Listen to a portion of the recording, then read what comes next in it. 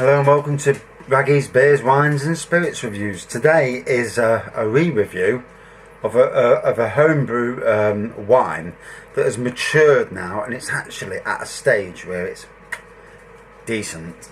So I'm showing you creativewinemaking.com. I don't know if you can see it on there. They sell a wine kit called Punch 4-day wine kits, and I don't earn anything off this site. You know, it's just that it's close to me. I'm in Nottingham, it's Ilkeston, so it's actually on the doorstep. You can get it from other sites, but they are a decent site. I've never had no issues, so, you know, and I've been down, and they are fairly decent people to talk to. So, this punch range, they've got a Chateau Rouge, which, you know, sounds nice French wine. A Pinot Grigio, obviously Italian, or could even be Moldovan. Nebbiolo is also the name for the Italian fine wine Barolo, which is what this is. Chardonnay's from all over, probably Australian. A Merlot kit and a white Zinfandel kit as well.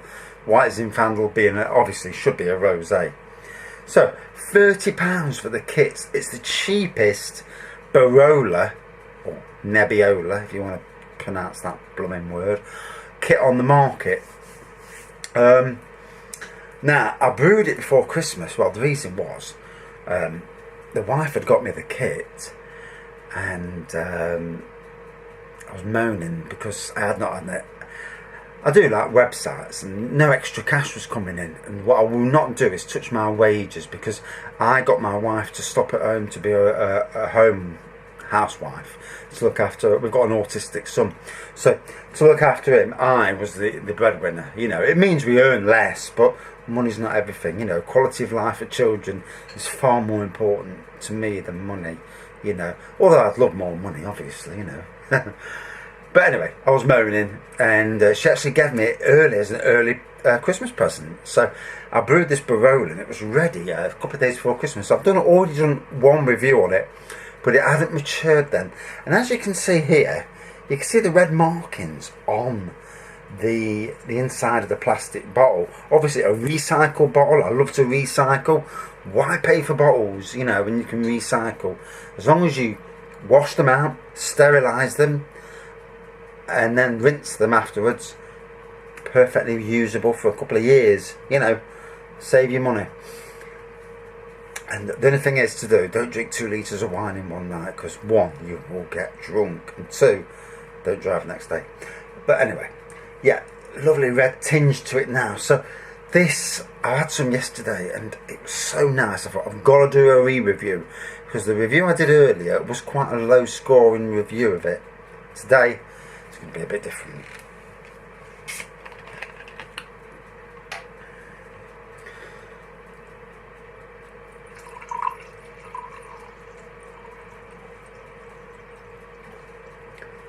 Pour a proper glass, eh? Look at that. So lovely, deep, dark colour to it. Dark, reddy purple colour, you know. I'm not sure the colour that you call it, because it's not black, obviously. And it's not red, obviously. So it's like a reddy black tinge, purpley, I don't know. Proper red, you know, a proper red wine colour to it. So we'll let it age a second or so. So yeah.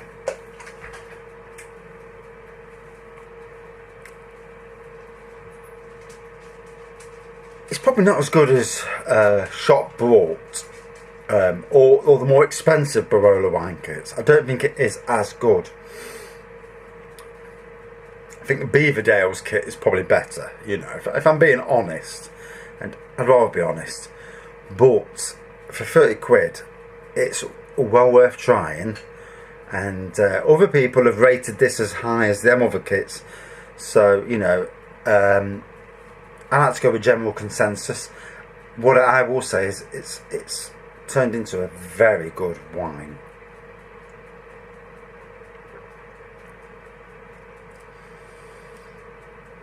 Before, it didn't taste quite right, and it hadn't matured. It's had a month to mature now, and even that's not really long enough. You know, for a bottle of Barolo, a year. And there's no chance on God's green earth that any of my bottles are going to last a year. You know, they'll be lucky to last 2 months. But I suffer with stress, so I have a glass of wine just to chill me down, and it helps. So on the nose, very dark fruits, plums. On the mouth,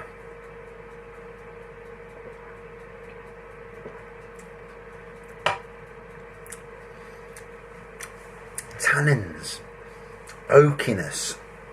You know, some of these kits you actually have. This one didn't, but there's some of the more expensive Barolo kits and more expensive wine kits have chips that you can put in, like oak chips, basically like bits of fine wood that you put in, and it disintegrates when it's brewing, and it adds the oakiness to it, you know.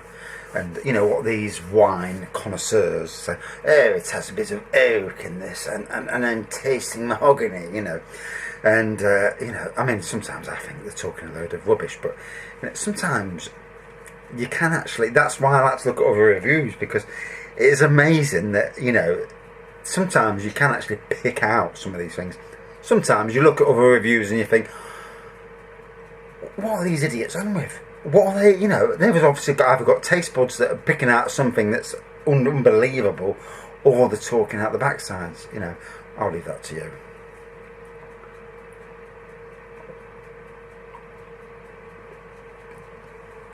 What I will say, even at a month old, it has matured into a very nice red wine.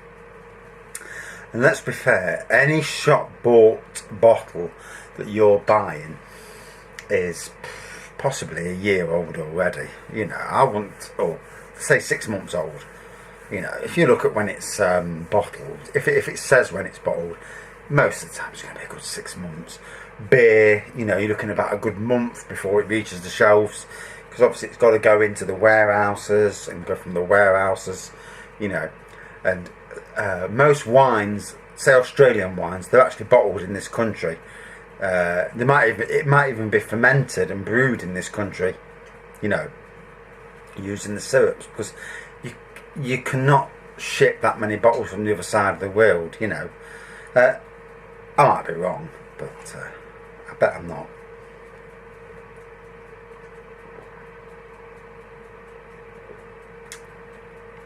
So this is, I wouldn't say it's spicy, it's not spicy, probably not, I wouldn't class it the same as good as the Beaver Town, or even the Cambridge, if it's Cambridge. I do forget. I'm not even drunk yet, but I forgot. Those kits, Beaver, yeah, whatever. Anyway, but it is a very good entry level Barolo. Possibly similar to or close to what's on sale at the likes of Aldi and Lidl, and they're Barolas for £9 or £10 a bottle, you know, or slightly more nowadays with how it's gone up, you know. But it's a good Barolo, and if you want to make fine wines, you know, it's a good way to go. You know, we can't all afford £10 bottles of wine. No, I can't. You know, it's an investment. You know, most of the time I'll treat myself to something nice when somebody gives me money for my birthday or that, or I've been very lucky on the internet and I've made some good cash, and then I'll treat myself. But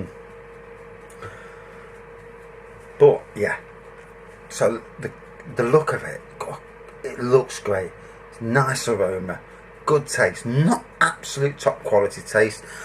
I'm not getting the rich and complex. I'm getting the rich flavour, but I'm not getting complex flavours coming through. But it does taste rich, you know, if I can explain that, you know, if I sound right, anyway.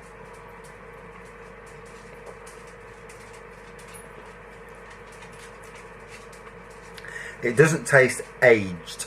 That's the word I'm looking for. Yeah.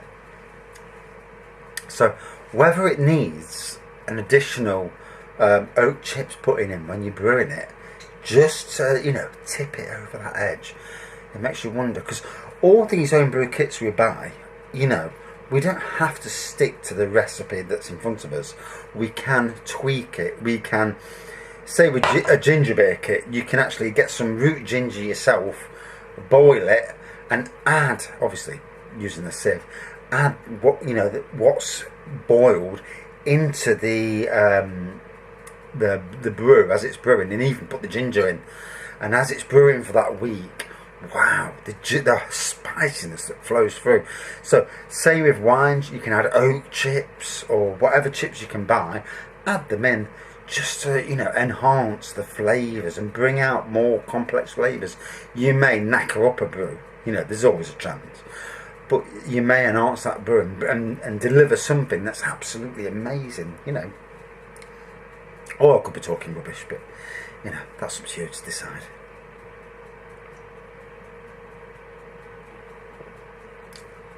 So, back to this Barolo.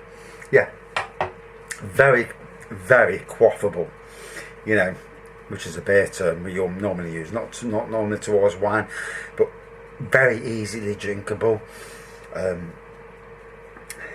Very good introduction into the fine wine arena, I mean, we all like Merlots and Shirazes and that, but your Barolas and your Amarones, your Chianti Classico, they're more towards your fine wines. And this, as a homebrew wine, it's a good step into that arena. So, from a review point of view, I think I gave the when it first came out something like a 4.1. I'm going to go higher with this now, and I'm going to give it a 4.5. It's not quite perfect. It's certainly not the best wine I've tasted, but it's getting a lot better. And that's after a month. Be interesting to see if there's any left in another month's time, just to see how good it's got. Anyway, thanks for watching. See you soon.